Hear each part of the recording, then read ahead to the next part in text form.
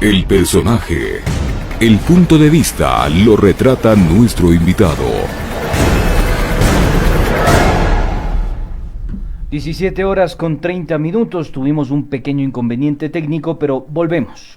Estamos con los personajes del día, nos acompaña Marcelo Varela, analista económico, experto en materia económica, y también está con nosotros Miguel Robalino, analista petrolero, experto en el área. Nos preguntamos, el precio del petróleo incrementa, ¿qué sucederá con los combustibles? ¿Qué sucederá con el precio de los combustibles? Quiero iniciar esta conversación con el economista Marcelo Varela. Marcelo, es un gusto tenerlo en este espacio. Le saluda Andrés Durán, me acompaña como siempre Adrián Acosta. Buena tarde. Buenas tardes, mi querido Andrés, mi querido Adrián. Un gusto a Miguel Robalino compartir este panel. Y sí, definitivamente el pretexto que se puso tras esta eliminación de los subsidios a las gasolinas era que las finanzas públicas se afectaban. Incluso se dijo desde el presidente, ¿no es cierto?, que en más de 1.300 millones de dólares se subsidiaban las gasolinas, pero cuando vemos la información que está en el Banco Central del Ecuador, vemos que eso no es verdad. Y en realidad analizar si afecta a las finanzas públicas, y vamos a hacer un comparativo con cuestiones tributarias para ver que en realidad sí afecta a las finanzas públicas. Entonces, por ejemplo, el 2019, previo a este decreto, ¿no es cierto?, del 20 de mayo del 2020, el 2019 el subsidio a las gasolinas fue de 240 millones de dólares y el subsidio al diésel de 778 millones de dólares. Entre ambos, los subsidios bordeaban los 1.018 millones de dólares. Valores inferiores, por ejemplo, ¿a qué? Al propio crédito tributario que desde el 2017 se ha venido incrementando. El crédito tributario, lo que devuelven especialmente a las corporaciones el año 2019, mientras los subsidios fue de 1.018 millones de dólares, el crédito tributario, lo que le devuelven a los exportadores, importadores, a las grandes corporaciones, fue de 1.088 millones de dólares. El propio impuesto a la salida de divisas representó un mayor valor, 1.140 millones. El anticipo del impuesto a la renta, que se eliminó el año 2019, representaba la tercera parte de los subsidios, 352 millones de dólares. Es decir, no había ninguna condicionalidad de afectación a las finanzas, porque hay otros condicionantes que durante el gobierno de Moreno se generaron para beneficiar a las grandes corporaciones que terminaban afectando. No se diga si analizamos la remisión tributaria de 4.500 millones de dólares beneficiado, ¿no es cierto?, a las grandes transnacionales, a los grandes, al gran capital ecuatoriano. Esto no representó ni el 23%, los subsidios no representó ni el 23% de esta remisión tributaria. Entonces, ¿de qué precautelación de los recursos públicos se habla? Y el pretexto que se da por la frontera, ¿dónde está pues los estudios que muestren que aquello obviamente sucedía y cuánto realmente afectaba? Entonces, lo que estaba siempre de por medio aquí era ¿qué? Simple y llanamente beneficiar ya no solamente beneficiar a la banca, beneficiar a las grandes corporaciones, ahora había que beneficiar pues al capital, ¿no es cierto?, producto de las comercializadoras de combustibles. Pues a ellas había que ganar, había que hacerles ganar más. ¿Por qué? Porque con este proceso del sistema de bandas de precios se incrementaron pues los márgenes de ganancia de ellos. Pero tras esto, antes de pasar al análisis de cómo se incrementa el margen de ganancia de las comercializadoras, importante mencionar, hablan de un sistema de bandas de precios en donde solamente hay un piso, pero no un techo, pues. Es decir, si el precio del petróleo está, hablemos, a $50, entonces el precio obviamente estará, hablemos, a $2 el precio de la extra. Pero si baja el precio del petróleo a $20, pues no es que bajará a 80 centavos el precio de la gasolina extra, no. La base es de 1.75, lo mismo con la super. La super no puede bajar de 2.45 por más que el precio del petróleo llegue a 20, a 10, a 30, mucho menos de lo que esté presupuestado en las finanzas públicas. Esto es obviamente lo que está fundamentado tras esto, no hacerles perder nunca a estos señores. Entonces se puso, ¿no es cierto?, el piso para que ellos no pierdan o mantengan su margen del 17% en el caso, ¿no es cierto?, de la gasolina extra y el 13.7 para el diésel, pero cuando se va incrementando, obviamente llega incluso el margen de ganancia, y eso menciona ese decreto, llega hasta el 24% el margen de ganancia en gasolina extra y el 28% en gasolina diésel. Entonces, todo lo que estuvo detrás de esto era simple y llanamente para beneficiar al gran capital, como se lo ha venido haciendo en ese cogobierno de Moreno Lasso, y hoy se va a continuar, obviamente, ¿no es cierto?, en el gobierno de Lasso. Muy bien, Marcelo. Quiero dar la palabra y saludar a Miguel Robalino, analista y experto en el campo petrolero. En el preámbulo previo a esta entrevista habíamos señalado que el precio internacional del barril de petróleo se ubicó hoy en $68.23, que constituye el precio más alto en los últimos 5 años. Y también lo habíamos señalado que para el presupuesto general del Estado en el año 2021 se estableció un precio de $37, es decir, es casi el doble. Yo quiero consultarle en primer lugar a Miguel, ¿cuál va a ser la incidencia respecto al ingreso de mayores recursos para el Estado? Obviamente restando la cantidad de barriles de petróleo, hablábamos de 300,000 barriles aproximadamente que se destinan a las refinerías, y también cerca de 200,000 barriles comprometidos en la preventa petrolera. Buenas tardes, Miguel, le escuchamos. Buenas tardes, muchas gracias por el espacio, un saludo cordial a Marcelo de compartir este diálogo. Mire, el precio del petróleo es una variable independiente que viene dado desde los grandes productores y viene dado por diferentes fases. Porque mire, los precios se establecen no solo por oferta y demanda, sino que también los precios se establecen, hay los precios que yo les llamo los precios geofinancieros, los precios geopolíticos e inclusive los precios especulativos. Es decir, la banda o cómo sube el precio del petróleo depende de un sinnúmero de análisis. Al momento, el día de ayer se reunió la OPEP y definieron aumentar el bombeo en casi 2.6 millones de barriles en la demanda. ¿Esto qué significa? Esto significa que de alguna manera el precio se va a estabilizar por una sencilla razón. Irán, como es de conocimiento público, es un país importante productor de petróleo en la zona de Medio Oriente, con sus casi 4 millones de barriles, y lógicamente por los diferentes aspectos que tenía con Estados Unidos, los bloqueos económicos, no estaba en capacidad de bombear a su máximo. Pero como estos desbloqueos ya se están comenzando a dar, lógicamente Irán va a hacer lo que nosotros llamamos en la industria petrolera, cuando caen los precios, una caída en B, es decir, cae el precio e inmediatamente se va a recuperar. Esa variante le va a pasar a Irán. Eso preocupa mucho a los países como Arabia Saudita y Rusia, entre los grandes productores, y Estados Unidos. Entonces el hecho del bombeo, de aumentar el bombeo, el día de ayer es justamente para no darle espacio a estos, en el caso de Irán, no darle el espacio con precios más bajos, llamémoslo así, para que se recupere rápidamente. Ese es un análisis un poco desde el punto de vista geopolítico. Ahora, cuando sube el precio del petróleo, la pregunta es quiénes ganan y quiénes pierden. Y cuando baja el precio del petróleo, la misma pregunta nos hacemos. En el caso, mire, por ejemplo, cuando cae el precio del petróleo, quienes ganan son los países importadores de petróleo, como el caso de Bolivia o el caso de Chile en la región de América Latina. En el caso de Ecuador, puntualmente, nosotros tenemos un doble efecto. Es decir, al ser exportadores de petróleo, con un precio caído, lógicamente, por ese lado perderíamos igual, pero al importar derivados, por ese lado ganaríamos. Entonces, claro, esta correlación que yo hago sobre el precio viene para el siguiente contexto. el precio actualmente, como usted bien lo manifestó, el WTI, que es el referencial con el que Ecuador nos manejamos de la costa este de Estados Unidos, está en los $67. Mire, la Agencia Internacional de Energía está proyectado que para el último trimestre del año en curso, el precio va a llegar a los $80, el Brent, el crudo del norte.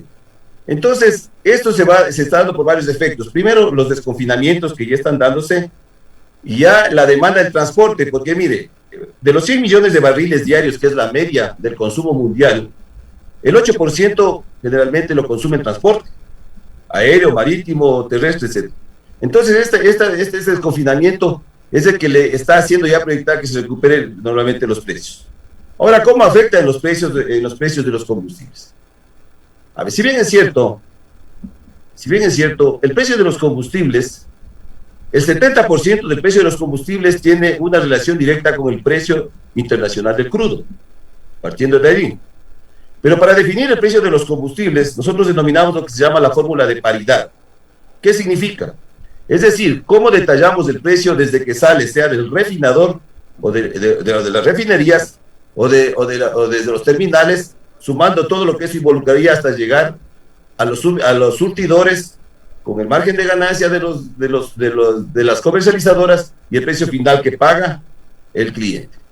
Entonces, claro, el año anterior, cuando el gobierno estableció ese sistema de bandas, uno de los errores que cometieron desde mi punto de vista es que paralelamente al desarrollo de este sistema de bandas, se debió haber emitido igual un sistema de focalización o de compensaciones para ir a la par. Es decir, con una planificación a la fecha de ahora, con los precios que están establecidos al momento, los diferentes hidrocarburos, se debía tener esa posibilidad para poder sentarse a conversar. Eso no lo hicieron. Entonces, claro, eso ahorita complica los escenarios. Bien. Totalmente. Porque ahí de alguna manera hay una desventaja, digamos, para el gobierno de turno, porque al no haber establecido un sistema de compensaciones, focalización y un sistema de negociación, ahora la situación se pone al revés, es decir, los gremios afectados, con razón o sin razón, como son el transporte y los diferentes gremios afectados por el alza de los combustibles, ellos plantean ahora su posición para poder sentarse a negociar. Entonces, con esta temática que yo he detallado, el conflicto, si se le puede llamar conflicto, o las discrepancias, al momento están dadas de esa manera. Ahora lo que tendríamos que analizar a futuro es qué es lo que se tiene que hacer o cómo se tendría que hacer para que haya una salida donde sobre todo, no se pare la economía. Bien.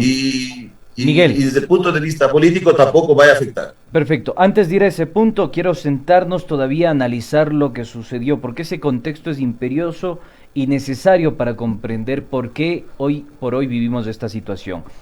Quiero que ustedes, amables panelistas, escuchen y miren parte de la intervención del expresidente Lenín Moreno y también del ministro de Energías René Ortiz. Volvemos de estudio, vamos con la pregunta, inmediatamente damos paso a Marcelo. Por favor, si nos ayuda, producción.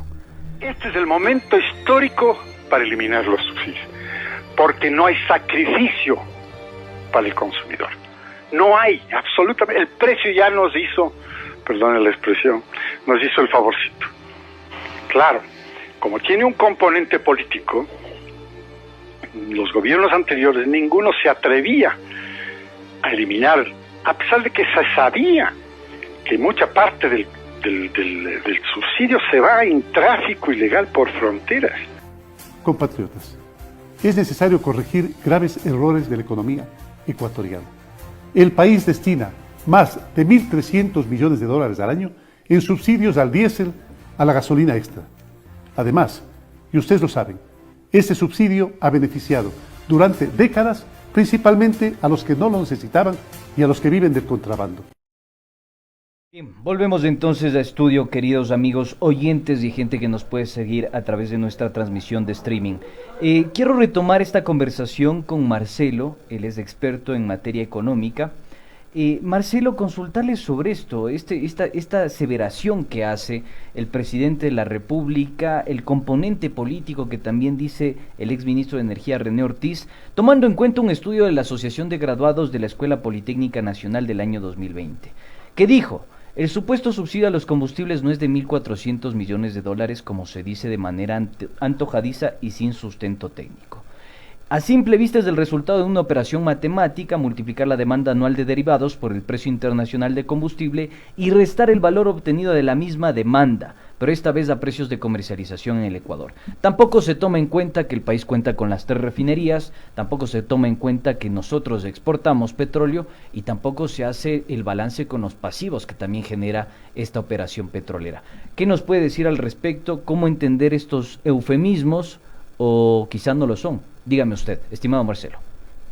Sí, definitivamente durante el gobierno de Moreno, ¿no es cierto?, estuvimos los ecuatorianos ávidos de pura mentira, y esto es evidente, y lo que mencionan ustedes en el estudio es así, pero no es la única forma de cálculo de los subsidios. Otra forma de cálculo es sobre la importación que hace el Estado y la diferencia de la venta interna de derivados. Esta es la mejor fórmula que se puede llevar a cabo para decir cuánto en realidad se está subsidiando. Es decir, si el Estado compra, por ejemplo, a 50 el barril de gasolina y acá lo vende a 40, el subsidio es de 10 por barril. Esta también es un mejor cálculo, pero todo esto obviamente fue un pretexto, toda esta falsedad de elevar los costos de los subsidios, siempre se han direccionado, como usted dijo, desde estos eufemismos, pero asimismo se dice, ¿no es cierto?, que los subsidios a las gasolinas no eran un subsidio adecuado. Y miren, me voy a referir al artículo 285 de la Constitución, en donde dice: la política fiscal tendrá como objetivos específicos, numeral 2, la redistribución del ingreso por medio de transferencias, tributos y subsidios adecuados. Yo me pregunto, ¿acaso el subsidio a la gasolina y el diésel no es un subsidio adecuado? Y vemos qué ha pasado cuando se eliminó el subsidio a la gasolina y el diésel, empezó a subir las cosas. Y ahí totalmente de acuerdo con Miguel, ¿no es cierto?, sobre el sistema de compensación y comercialización. Es decir, si se pretendió eliminar los subsidios, debió de haber habido un sistema de compensación. ¿Para qué? Para que no se afecte el resto de sectores económicos, porque aquí se afectaron la pesca artesanal, se afectó el transporte, ¿no es cierto?, y todos los sectores, digamos, económicos del país. Al igual, no hubo un sistema de comercialización, se le entregó toda la comercialización ¿a quién? Al sector privado. Incluso en el propio decreto se indicaba que se tiene que prestar las instalaciones, todo el equipamiento que tiene para que el sector privado pueda llevar a cabo el proceso de comercialización, y que por eso ellos iban a pagar. ¿Dónde está pues ese pago que habla? ¿Por qué? Porque en una de las transitorias se mencionaba que cada 6 meses se iba a entregar un informe sobre este sistema de bandas, cómo ha ido, sobre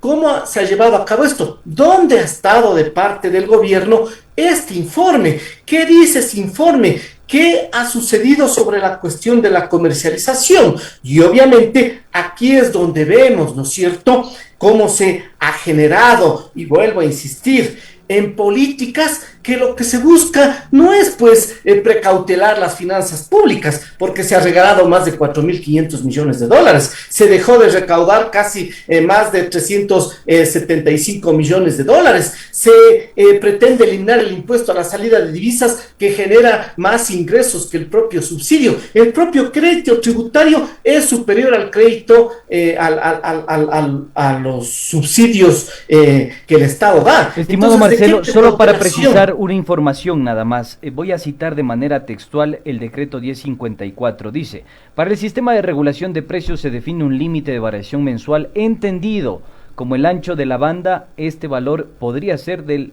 más menos 5%, pero en la práctica mensualmente, haciendo los cálculos, no es que ha subido solo un 5% de manera mensual. De hecho, los datos que nosotros tenemos arrojan que, por ejemplo, el diésel, desde que se implementó este sistema de bandas, ha incrementado su precio en un 40%. ¿Cómo entendemos esto? Entonces, ¿este decreto nos está mintiendo, raya en la inconstitucionalidad o es una ilegalidad más? ¿Y qué debería hacer el gobierno del señor Guillermo Lasso?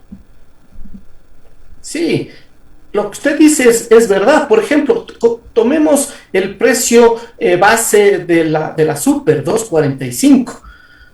Con precio del petróleo del 2020, sabemos a dónde llegó los precios del petróleo del 2020, incluso llegó hasta $20, por no decir a signos negativos, pero en promedio bordeó los $30. ¿Y qué ha pasado?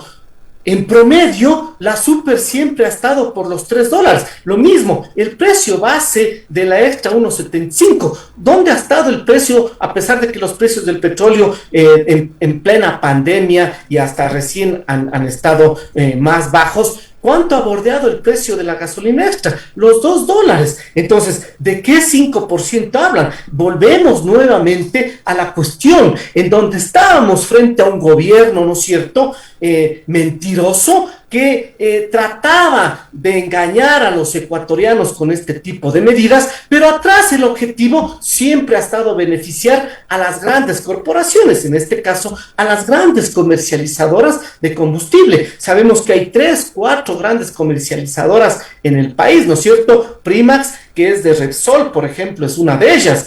Y entonces aquí es donde vemos esta liberalización. No fue para precautelar los recursos públicos, no fue para generar, ¿no es cierto?, beneficios para el país. Fue simple y llanamente, como todas las políticas que aplican los gobiernos neoliberales, para beneficiar a un determinado sector. En este caso de la liberalización de los combustibles, para beneficiar a los comercializadores, a los grandes comercializadores, que muchos de ellos son las grandes transnacionales de combustibles. Muy bien, Marcelo. Ahora quiero consultarle a Miguel. Hemos escuchado que el entonces presidente Lenín Moreno aseguraba que el Estado destina más de 1.300 millones de dólares para los subsidios, pero hemos también analizado que durante los 11 meses que rige este sistema de bandas, se ha incrementado el precio del diésel en 48%, la gasolina extra en el 14% y la gasolina super en el 30%.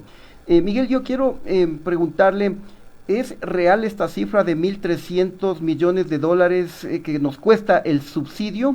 Y por otro lado, ¿el gobierno del presidente Guillermo Lasso debe mantener esta política de cálculo de precios de los combustibles mediante el sistema de bandas? Yo he propuesto en varios medios, y desde hace un año atrás más o menos, que el nuevo gobierno debe entrar con fuerza, y el país debemos entrar con fuerza a la fase de industrialización petrolera. Es decir, hacer una verdadera industria al petróleo. Como bien mencionó usted, son 3 refinerías que tenemos con una capacidad de 175,000 barriles si estuvieran operativas al 100%, pero lamentablemente por la falta de mantenimiento está en una media de 90 a 100,000 barriles con la refinería de Esmeraldas. Nosotros consumimos aproximadamente 50,000 barriles de combustible. Es decir, si sacamos la diferencia de lo que se procesa en nuestra refinería, que a lo que importamos todos los días, realmente es una cifra sumamente importante. Entonces aquí vendría una primera etapa de análisis. Primero, el nuevo gobierno tiene que entrar a esta fase de industrialización con fuerza. El modelo como piensen aplicar para que nuestras refinerías sean eficientes, lo definirán. Perdón que le interrumpa. En esto que usted señala, la industrialización del petróleo, de las refinerías, ¿haría falta una nueva refinería como se planteaba hace algunos años, la refinería del Pacífico en Manabí? Y por otra parte, ¿es válido la propuesta de privatizar las refinerías actuales? A ver, mire, yo pienso que primero los gobiernos tienen que estar muy claros que son apenas 4 años. Y en la industria petrolera, 4 años para cualquier proyecto o programación es realmente corto. Mire, esta es una industria que requiere de muchísima inversión y todos sus resultados se dan a mediano y largo plazo. Es decir, cuando yo le hablo a mediano y largo plazo, estamos hablando de un promedio de 2 años y medio. Es decir, si algún proyecto, algún programa tiene un gobierno, si lo establece de arranque, estará viendo resultados casi a la salida. Pero bueno, esa es la parte que deberían objetivamente los gobiernos de turno plantearse para hacer inclusive los ofrecimientos de campaña.